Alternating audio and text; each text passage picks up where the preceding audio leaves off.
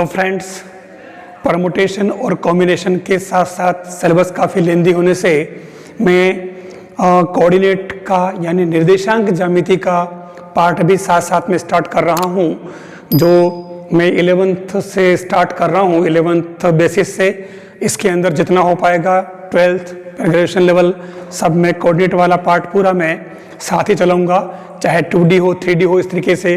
तो मैं स्टार्ट कर रहा हूँ 11th बेसिस, और इसके अंदर सबसे पहले मैं ले रहा हूँ स्ट्रेट लाइंस यानी सरल रेखाएं। ठीक है, टॉपिक है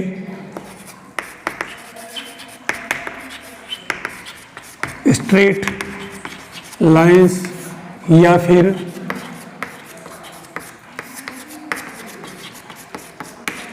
सरल रेखाएं। मैं मेन पार्ट को लेते हुए डायरेक्ट बात करूंगा। इसके अंदर क्या है कि जैसे डायरेक्ट बात करूं, सबसे पहले उस लाइन का इक्वेशन जो Px1 y1 से पास हो और जिसका स्लोप m हो। सीधी सीधी बात, कोई भी एक कोऑर्डिनेट गिवन है x1 y1 और स्लोप अगर उसका m है तो उस लाइन का इक्वेशन हो जाएगा y minus y1 equal to m into x1। यानी ये ध्यान रखना आपको, जब स्लोप दे रखा हो और दो कोऑर्डिनेट्स अगर आपके पास गिवन हो तो उस केस में आपको इस तरीके को यानी ये फॉर्मूला यूज करके आपको सरल रेखा का समीकरण ज्ञात करना है। सीधी सीधी बात। अच्छा, फिर इसके अंदर थोड़ी सी बात बता देता हूं मैं कि इसके अंदर क्या होगा, मूल बिंदु x x days y y days. अब इसके अंदर ध्यान रखना है कि सपोज एक लाइन L है या L1 है, तो ये जो m है वास्तव में m क्या है याद रखना है, tan थीटा। ठीक है, और ये थीटा कौन सा, ये वाला एंगल है। यानी लाइन x अक्ष के साथ में जो एंगल बनाती है वो आपके थीटा है। आप थीटा की जगह जैसे मान लो 45 डिग्री बना रही है तो आप यहाँ 45 डिग्री रखें तो tan 45 का मान 1, तो ये यहाँ हो जाएगा। और ये लाइन मतलब लाइन का एंगल हमेशा हमेशा x अक्ष के साथ ही लिया जाएगा, ये याद रखना आपको। तो ये आ जाएगा। फिर दूसरी बात, जब कभी दो कोऑर्डिनेट गिवन हो, जैसे एक कोऑर्डिनेट p x1 y1, दूसरा कोऑर्डिनेट q x2 y2 अगर गिवन हो, तब आपको लाइन का इक्वेशन यानी सरल रेखा का समीकरण ज्ञात करना है। तो आप कैसे ज्ञात करेंगे, तो इसके लिए आपको क्या करना पड़ेगा, तरीका वो का वही रहेगा, y minus y1 m into x minus x1। बस फर्क ये कि जो स्लोप है वो y2 minus y1 upon x2 minus x1 इस फॉर्मूले से ज्ञात करना पड़ेगा पहले, और आपको फिर यहाँ रखें और फिर इसको सोल्व कर लें, ये आपके सरल रेखा का समीकरण आ जाएगा। फिर इसके अंदर क्या है कि नेक्स्ट जो है ये एक तो ध्यान में रखना है। अच्छा, ये कोई जरूरी नहीं कि यहाँ आप x1 y1 ही पुट करें, आप चाहें तो यहाँ x2 y2 पुट कर सकते हैं, क्योंकि लाइन x1 y1 से ही पास हो रही है और x2 y2 से ही पास हो रही है। सपोज इसको p मान लें, इसको q मान लें, तो जो लाइन किसी भी कोऑर्डिनेट से पास होती है तो उसको अपन यहाँ बिठाते हैं इस इक्वेशन के हिसाब से। तो दूसरी कंडीशन हो गई ये। फिर बात करें तीसरी। अब तीसरी कंडीशन में जो मेन बात आ रही है वो है जो स्ट्रेट लाइन का, इसको कहते हैं स्लोप इंटरसेप्ट फॉर्म, ढाल अंतःखंड रूप। कैसे, यानी उस रेखा का समीकरण ज्ञात करना जो एक अक्ष के साथ में एंगल थीटा बनाती है और y अक्ष पर c दूरी का अंतःखंड काटती है। y एक्सिस पर c डिस्टेंस का इंटरसेप्ट वो काटती है। तो उस केस में इसका इक्वेशन क्या होगा, वो होगा y equal to mx plus c। ध्यान रखना ये इक्वेशन फिजिक्स, केमिस्ट्री, इकोनॉमिक्स सब में काम आता है। जगह जगह ये फॉर्मूला काम आता है। बस ध्यान रखना है ये कौन सा इक्वेशन है, ये उस लाइन का इक्वेशन है जो y अक्ष पर c दूरी का अंतःखंड काटती है और जिसका स्लोप m हो यानी कि थीटा हो। तो ये ध्यान रखना आपको, ये लाइन प्लेस बदल सकती है, ये c आपके माइनस में भी हो सकता है, कोई जरूर नहीं आप यहाँ माइनस पुट कर देना। फिर चौथी बात जो आती है वो है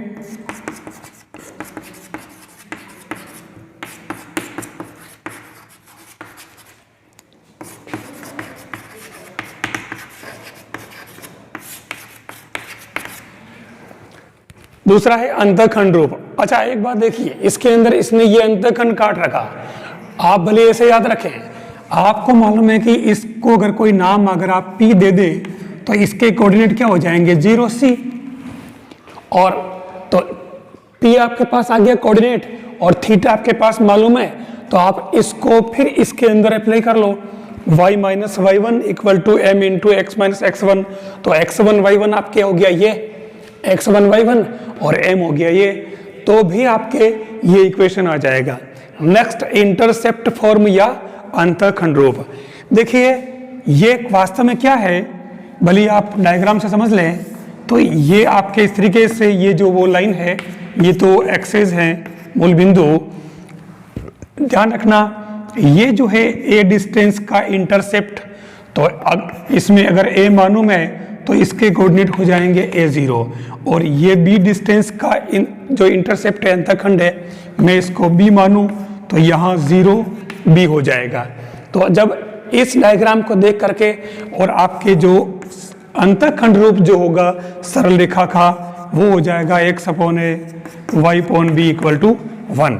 ये अंतःखंड रूप कहलाता है, यानी x अक्ष पर a दूरी का अंतःखंड और y अक्ष पर b दूरी का अंतःखंड, यानी कि a डिस्टेंस का इंटरसेप्ट और y पर b डिस्टेंस का इंटरसेप्ट।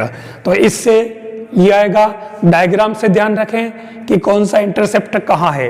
अब ये आया कैसे, आपके पास दो कोऑर्डिनेट गिवन होते हैं, जब दो कोऑर्डिनेट गिवन होते हैं तो उस केस में हम ये वाला फॉर्मूला अप्लाई करते हैं, ये x1 y1 x2 y2 पहले अपन स्लोप निकाल लेते हैं और फिर हम इसमें पुट कर लेते हैं, तो हमारे ये इक्वेशन आ जाएगा। तो इस तरीके से आपको ये फाइंड करने हैं। फिर अगला है 5 वाला है नॉर्मल फॉर्म, मतलब अभिलंब रूप, सरल रेखा का अभिलंब रूप। तो अब इसके अंदर क्या है, सीधा सीधा बात करूं मैं, x cos omega plus y sine omega equal to p, ये आपको इसके अंदर ध्यान में रखना है। ये है अभिलंब रूप। अब इसमें दो चीजें क्या है, एक तो ओमेगा जो कोई न कोई एंगल है, कोई कोण है, और p कोई न कोई डिस्टेंस है। अब ओमेगा कौन सा एंगल है और p कौन सा एंगल है मैं आपको बता देता हूं। सपोज मैं एक काम करूं, मैं इसी डायग्राम को ले लूं, जैसे ये एज इट इज रहने दूं, और अब मैं क्या करूं, ये मान लें आप, अब इसके अंदर हमें नॉर्मल फॉर्म को बताना है। सपोज ये लाइन यहां पर है, तो आपके इस ओरिजिन से इस लाइन पर परपेंडिकुलर डिस्टेंस वो कहलाती है p। ये जो डिस्टेंस है ये आपके स्मॉल p है, आप इसको किसी p पॉइंट डाल दें। ध्यान रखें ये p कोऑर्डिनेट है और ये आपके p perpendicular distance from origin on given line, यानी इस लाइन पर, इस रेखा पर मूल बिंदु से डाला गया लंब जो है वो p है, OP। और ये जो लंब इस x अक्ष के साथ में जो कोण बना रहा है वो ओमेगा है। बिल्कुल कंफ्यूज नहीं होना है, ध्यान रखना ये जो एंगल है रेखा x अक्ष के साथ जो कोण बनाती है वो तो हमारा थीटा होता है, स्लोप ये वाला थीटा जिसको हम m से लिखते हैं वो अलग चीज है, और ये ओमेगा अलग चीज है। थीटा एक शख्स के साथ में जो लाइन बना रही कौन, वो कौन है, जबकि ओमेगा ये जो मूल बिंदु से इस रेखा पर डाला गया जो लंब है वो एक शख्स के साथ में जो कोण बना रहा वो ओमेगा होगा। सपोज मैं क्या करूं कि इसके अंदर लाइन को मैं इधर बना दूं, ये आपके एक्सेस, ठीक है, तो अब की बार आपके परपेंडिकुलर ये हो जाएगा ओ पी, मूल बिंदु से इस रेखा पर, ये रेखा अभी इधर आ गई है, कोई जरूरी नहीं किधर भी जा सकती है, तो उस केस में परपेंडिकुलर डिस्टेंस ये हो जाएगी मूल बिंदु से, और एंगल ओमेगा कौन सा हो जाएगा, ये वाला एंगल जो है वो ओमेगा हो जाएगा, जबकि थीटा हमारा ये है। ओमेगा और थीटा में कंफ्यूज होने की जरूरत नहीं है कहीं पर भी। सपोज लाइन आपकी इधर आ गई है तो ये मूल बिंदु से लंब ये हो जाएगा, तो अब ये आपके पी हो जाएगा और ये आपके ओमेगा हो जाएगा ये वाला यहाँ तक, और थीटा जो है आपके वो ये यहाँ चल रहा है तो ये थीटा हो जाएगा और ये आपके पी। अब इसके अंदर एक बात और ध्यान रखना, इस पी के कोऑर्डिनेट ए कोस ओमेगा और पी कोस ओमेगा और पी साइन ओमेगा, ये इसके कोऑर्डिनेट है। आप यहाँ से परपेंडिकुलर डाल करके इसको फाइंड कर सकते हो और याद रखें तो बहुत बढ़िया रहेगा। ये हमारे पास में जो सरल रेखाओं के 5 रूप है, इन पांचों ही रूपों को आपको याद रखना है। एक छठा रूप और है वो हम आगे लेते हैं।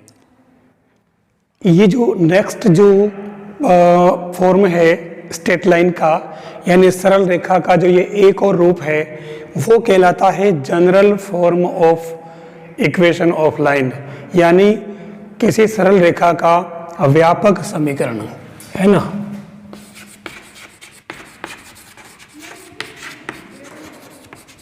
जनरल फॉर्म ऑफ लाइन, ठीक है ना, यानी कि व्यापक रूप कहते हैं। और ये होता है सीधा सीधा ax plus B y plus C equal to 0। ये आपको पता होगा लाइन का इक्वेशन क्यों है, क्योंकि x और y दोनों की पावर 1 1 है। हम इसको लीनियर कहते हैं, रैखिक समीकरण कहते हैं, लीनियर इक्वेशन कहते हैं, ठीक है। पावर चेंज होते ही वो लाइन नहीं रह करके न कर्व बन जाएगा, अलग अलग इलिप्स, पैराबोला सब अलग अलग जो अपन जानते हैं, सर्कल वगैरह। तो अब मैं इस व्यापक रूप से मैं क्या कर रहा हूँ कि सबसे पहले इस व्यापक रूप की बात करें कि इस व्यापक रूप में है तो इसका स्लोप क्या होगा। स्लोप यानी कि सरल रेखा का ढाल, और वो होगा आपको डायरेक्ट निकालना आना चाहिए माइनस ए अपॉन बी, ठीक है, माइनस ए अपॉन बी। फिर दूसरा पार्ट है हम इसको y equal to M x plus C की फॉर्म में कैसे बदलें। तो हम इसमें क्या करें कि इसमें ax plus B y plus C equal to 0, तो B y equal to minus A x minus C, तो ये y हो जाएगा minus A upon B x plus minus C upon B, और इसको हम कहेंगे y equal to M x plus C. M क्या हो गया इसका स्लोप, ये देख लीजिए माइनस ए अपॉन बी, और ये माइनस सी अपॉन बी क्या हुआ, y एक्स पर काटा गया अंतखंड, ये वाला जो मैंने पहले बता दिया। अब हम इसी को बदलें जिसके अंदर अंतखंड रूप में, ठीक है। तो ये इसमें अपन क्या करें, x plus B y plus C equal to 0, और ये ax plus B y equal to minus C. फिर मैं क्या करूं, ax प्लस बी वाई दोनों तरफ माइनस सी से भाग लगा दूं, ठीक है। तो ये बन जाएगा x upon c upon minus में a plus y upon minus में c upon b equal to 1। तो ये हो जाएगा आपके x upon a plus y upon b equal to 1। ये कौन सा हो गया, अंतखंड रूप, ठीक है ना। यानी ए क्या हो गया ये, और बी क्या हो गया, यानी कि आप इसको कैसे लिखते हो, जैसे ये तो हो गया आपका ए, ये हो गया बी, मैंने ऐसे बताया था आपको पहले। तो ये आपका ए, ये बी, तो ये क्या हो गया आपका बी, यानी कि -c/b, और ए क्या हो गया आपके -c/a, ये अपने अंतःखंड रूप हो गया। अब तीसरी बात आती है हमारे नॉर्मल फॉर्म की, cos omega plus y sin omega equal to p। तो इसको भी हम इससे कंपेयर करके निकालेंगे। मैं ज़्यादा लंबा चौड़ा नहीं कर रहा हूँ। इसके अंदर cos omega equal two plus minus a/a² plus b² sin omega equal two plus minus b/a² plus b², और p जो होगा आपके ये वो plus minus c/a² plus b²। तो ये इस तरीके से आप एक इक्वेशन को तीनों में बदल सकते हो। फिर जनरली क्या होता कि एक क्वेश्चन पूछा जाता है, suppose 3x plus 4y plus 7 equal to 0। ये एक जनरल इक्वेशन है, व्यापक समीकरण। अब पूछा जाता है कि इसका x अंतःखंड कितना है या y अंतःखंड कितना है। तो x इंटरसेप्ट निकालना है तो आपको y को 0 करना है। y 0 करते ही यहाँ x क्या आ जाएगा -7/3, और अगर y इंटरसेप्ट चाहिए, y अंतःखंड, तो आप x बराबर 0 कर दें तो y इक्वल टू -7 ये क्या बन जाएगा 4 चला जाएगा अपॉन में। तो ये दोनों ही x अक्ष और y अक्ष पर काटे गए अंतःखंड a और b के मान होते हैं। आप इस तरीके से इनके अंतःखंड भी निकाल सकते हो। तो ये 4 फॉर्म मैंने बता दिए सरल रेखाओं के समीकरण के। इन चारों समीकरणों को आप अच्छी तरह समझ लें, क्योंकि इक्वेशन याद रखने के बाद में हमें इसके बारे में पता होना चाहिए कि इसमें a b c क्या है, या स्लोप फॉर्म है तो m क्या है, c क्या है, या फिर अंतःखंड रूप है तो इसमें a b कहाँ है, डायग्राम से पता होना चाहिए। ये वाला अगर नॉर्मल फॉर्म है अभिलंब तो ओमेगा क्या है और p क्या है। तो ये आपको सब पता होना चाहिए, तभी आप इस लाइन के इक्वेशन के बारे में क्वेश्चन सोल्व कर पाओगे।